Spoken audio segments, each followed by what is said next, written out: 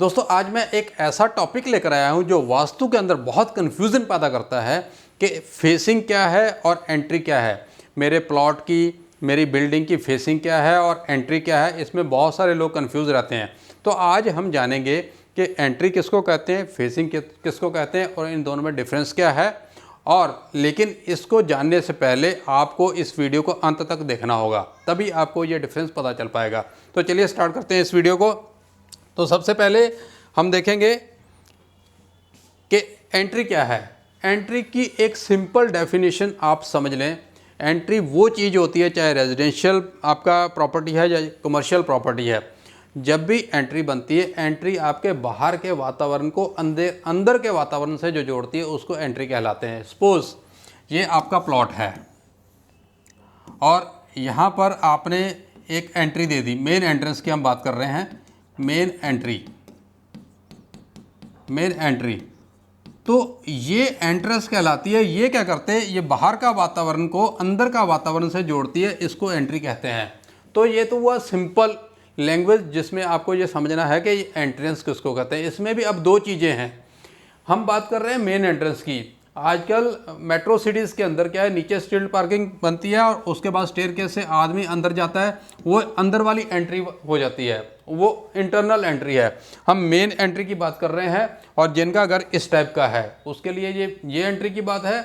और जिनका घर के अंदर स्ट्रीट पार्किंग से, स्टेयर से होकर इस साइड से या इस साइड से या किसी से भी ऊपर चलकर एंट्री मिलती है, तो उस एंट्री का मतलब ही एंट्री है। तो दोनों का मीनिंग सेम है। तो घर की मेन एंट्री की ही हम बात कर रहे हैं। तो मेन एंट्रीज वही होती है जो बाहर के वातावरण से अंदर के वातावरण को जोड़ती है। ये तो हुई एंट्री की बात। अब ज़्यादा कन्फ्यूज़न आदमी को होती है कि फेसिंग के अंदर, कि मेरे प्लॉट की, मेरे घर की, मेरी बिल्डिंग की फेसिंग क्या है। तो फेसिंग में क्या होता है, सपोज ये जैसे ये आपकी बिल्डिंग है और बिल्डिंग के अंदर ये जितनी इस प्लॉट की विड्थ है, ये वाला जितना एरिया है, मान लो ये 40 फीट है, यहाँ से लेके यहाँ तक ये 40 फीट है। तो ये 40 फीट वाला जितना भी एरिया है ये फेसिंग कहलाएगी। पूरी प्लॉट की विड्थ इसको फेसिंग कहते हैं। अगर सपोज कोई और बिल्डिंग है, राइट, और उसके अंदर या सपोज सिर्फ प्लॉट ही है, उसका जो फ्रंट है, ये फ्रंट साइड है, ये फ्रंट है और ये बैक है, ये बैक साइड है, ये बैक साइड है, और यहाँ पर नॉर्थ है, यहाँ पर ईस्ट है। तो अगर आपको बताना है कि अपने प्लॉट की फेसिंग क्या है, तो इस प्लॉट की फेसिंग जो है नॉर्थ ईस्ट है। जैसे कि मैंने बताया, इस प्लॉट की जितनी विड्थ है वो फेसिंग कहलाती है। उसमें डायरेक्शन कुछ भी हो सकती है, नॉर्थ भी हो सकती है, साउथ भी हो सकती है, ईस्ट भी हो सकती है, वेस्ट भी हो सकती है, नॉर्थ ईस्ट भी हो सकती है, नॉर्थ वेस्ट भी हो सकती है, साउथ ईस्ट भी हो सकती है, साउथ वेस्ट भी हो सकती है। वो अलग बात है कि डायरेक्शन क्या होती है। हम बात कर रहे हैं सिर्फ फेसिंग की।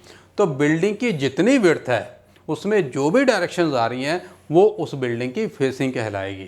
फॉर एग्जांपल, ये मैंने इधर फेस किया, ये पूरी सामने जो बिल्डिंग है, ये बिल्डिंग की जो फेसिंग है वो साउथ वेस्ट है। तो ये मुझे लगता है अब आपको क्लियर हो गया होगा। आपने हमेशा जब भी फेसिंग देखनी है, प्लॉट की तरफ या बिल्डिंग की तरफ फेस करके खड़े होना है और आपके कंपास के अंदर जो डायरेक्शंस आपकी तरफ आ रही हैं वो उसकी फेसिंग बन जाती है। तो मैंने एग्जांपल के लिए बताया है। तो ये साउथ वेस्ट फेसिंग है और उसके अंदर एंट्रीज कुछ भी हो सकती है। और दूसरे केस में क्या हो सकता है, जिस प्लॉट के अंदर ये तो हो गई एंट्री और उसके बाद स्टिल्ट पार्किंग के बाद यहाँ पर एंट्रेंस के बाद यहाँ पर भी कोई एंट्री आएगी, तो ये मेन एंट्री है। और ये वाली एंट्री का इम्पैक्ट जो है जितने भी फ्लोर ऊपर बनेंगे सबको आता है। और इस पर्टिकुलर एंट्री का इम्पैक्ट जो इस फ्लोर पे, फर्स्ट फ्लोर पे, सेकंड फ्लोर पे, थर्ड फ्लोर पे जो रहता है उसको इसका इम्पैक्ट आएगा। तो इस एंट्री की वैल्यू अलग है, इस एंट्री की वैल्यू अलग है और फेसिंग अलग है। तो तीनों में थोड़ा सा डिफरेंस है। तो दोस्तों उम्मीद करता हूँ ये वीडियो आपके क्वेश्चन या डाउट्स काफ़ी क्लियर हो गए होंगे इस वीडियो से। अगर इसके बावजूद भी आपके कुछ डाउट्स हैं तो आप कमेंट बॉक्स में लिख सकते हैं, मैं उसको ज़रूर क्लैरिफाई करने की कोशिश करूँगा। अगर इसके बावजूद भी आपके मन में कोई शंका है तो आप अपने आसपास किसी अच्छे वास्तु कंसल्टेंट की सलाह लें।